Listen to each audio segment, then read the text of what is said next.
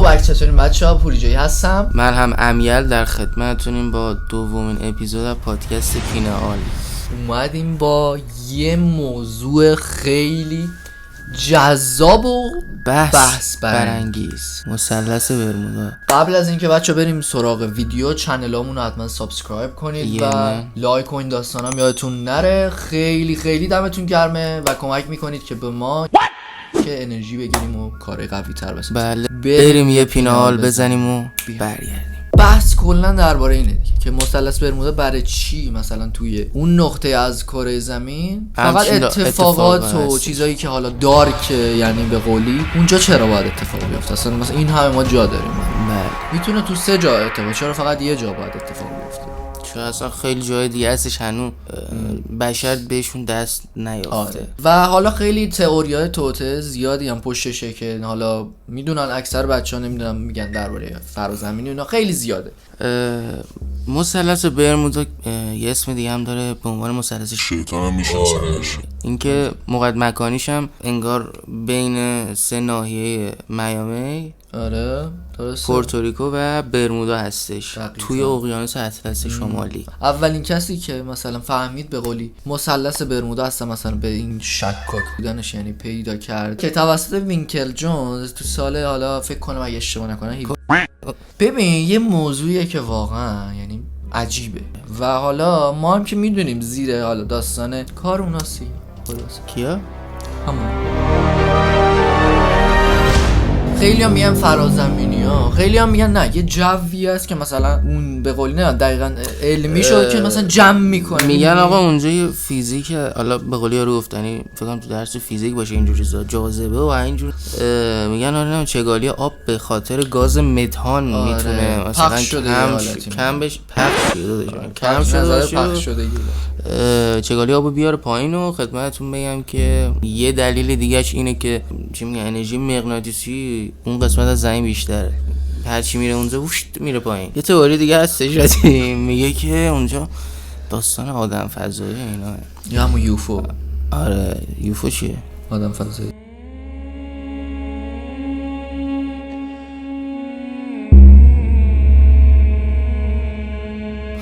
ولی خب میگن فرازمینی هم وجود دارن دیگه، مثلا حالا به جز برمودا یه سری کدا هستن گذاشتن تو سرزمین بری. مثلا یه سری ویدیوها هست مثلا از بالا گرفتن مثلا یه چیز شکل عجیب روی مثلا یه جای گندم. خب کسایی که حالا رفتن ریسرچ کردن به قولی تو چیز همون مثلث برمودا، میگن یه شکلی یعنی پیدا کردن که شبیه به قولی مثلث برمودا بوده. یعنی کجا؟ یه حالت همون زیر آب شبیه مثلث برمودا نبوده، شبیه هرم سلاسل. ببخشید من اهرام سلاسل. این دوتا رو همیشه من قاطی میکنم، با خودش دوربین برده بوده اگه اشتباه نکنم، دوتا دانشمند بودن رفته بودن. خلاصه اون فیلمه میگه که یه صدای یعنی حالت جیغ گونه‌ای بود که اولش میدونی با آرامش گفت شروع شد و بعدش هی که گذشت یه حالت یعنی ترسناکتر شد دیگه. و یکی از همونا رو یعنی برده بودن، میدونی چی میگم؟ منظورشون یه دونهشون ناپدید شده، یکی دیگه شون اومده بعدن این داستان رو تعریف کرده و حالا ویدیوهاش هم میگه تا یه جای دیگه به بعد قطع شده. وحشت اینا بوده، خودش قطع نکرده میگفته، میدونی چی میگم؟ یعنی مثلا ویدیو قطع شده. این باز یه چیز موضوع بحث برانگیزتر میکنه با چی مگه میشه قطع شه اصلا دوربین که تا اون موقع میگرفته و اینا. خیلی سالهای متوالی اینطوری این اتفاق افتاده و هنوزم دلیل اصلیش مشخص نیست دیگه، یعنی هیچ کی هنوز نمیدونه داستانه چیه. میگم دیگه نظریه خیلی زیاده میدونه ولی نمیخوام ما بدونیم.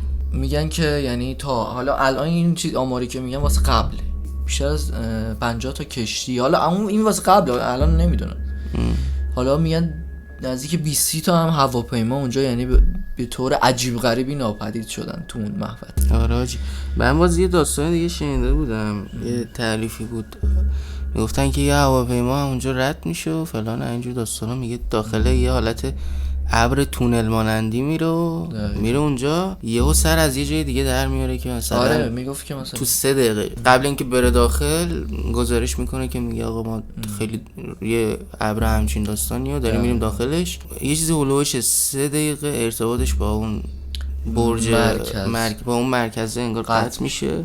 بعد 3 دقیقه یه مسیری در میاد که تو 3 دقیقه اونجا رو طی کرده، ولی در حالت عادی بخواد بره باید سرعتش خیلی بیشتر باشه. که من میخوام برم مترو مثلا یه جایی، آره که مثلا حالا یه ربع طول میکشه تا مترو دیگه، حالا ما میگیم مترو مثلا یه ربع طول میکشه برسی تا فلان ایستگاه. فکر کنم مثلا تو اون ایستگاهی که باید یه ربع طول بکشه من تو 2 ثانیه رسیدم اونجا. اون اصلا مگه میشه همچین چیزی حاجی؟ میگن که ممکنه همچین مکانهای دیگه هم وجود داشته باشه. حالا یکی دیگهش که مثل اهرام ثلاثه که میگن خیلی داستانه و رازایی هستش.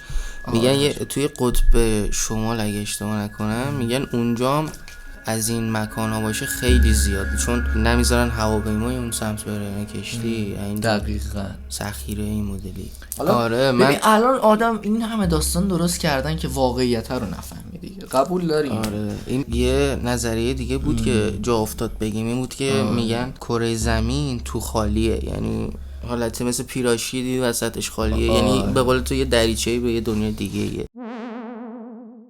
اینجوریه که کجا بودیم مثلا چی می‌خواستیم بگیم؟ آره من که میگم که بسه دیگه. من نه یکم ادامه بدیم. چی می‌خواستیم بگیم؟ خیلی کمه.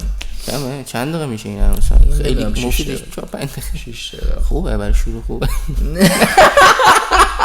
حالا بچه نظرهایی که حالا شما میدونید و ما نگفتیم و بچه‌ها کامنت کنن، شاید مثلا باز یه ویدیو یه اپیزود دیگه شد اومدیم کامنت های شما رو بررسی کردیم. پادکست صرفا قرار نیست در مورد این باشه که یه در مورد چیزای ماورالطبیعی حرف بزنیم. آره همه جوره هست دیگه، کلی اپیزود روانشناسی اکشنی همه چی داریم که تکراری نشه. آره میگم مثلا من بیام همش ببین مودو میگیره دیگه. یعنی مثلا شاید یکی با مود این حال میگه، شاید با مود اون. خب بالاخره هر کی با یه فاز، ولی به رسم همیشه خواهیم آخر ویدیو براتون بنوازیم. آره خب امیدوارم که بچه‌ها تا اینجا ویدیو حال کرده باشیم. بریم بنوازیم. دلتون شاد و لبتون خندون. زمانی که این ویدیو رو میبینین دقیقاً یه چیزی هلوش یه هفته بعدش یه کار تو جیبتونه، برین که آره دیگه بچه‌ها ترکو داره میاد و خلاصه که اینجوریه دیگه. بریم بنوازیم و تو چشات معجزه میکرد، حالا شدی موجب این در مشکلات و جورت دارم مثل تو نه پشتت نمیگم.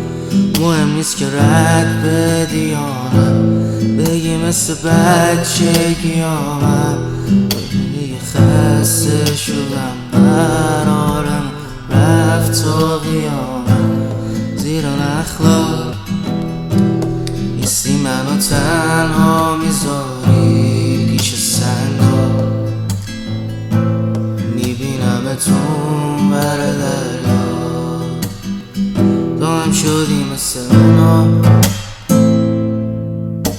قلب تو دادی تو را، زنگ میزنی تو تنهایی وقتی که رفتن مهمونا، منم شدم مثل خلا. تا پادکست بعدی پینرال شما رو به خدای منان میسپارم.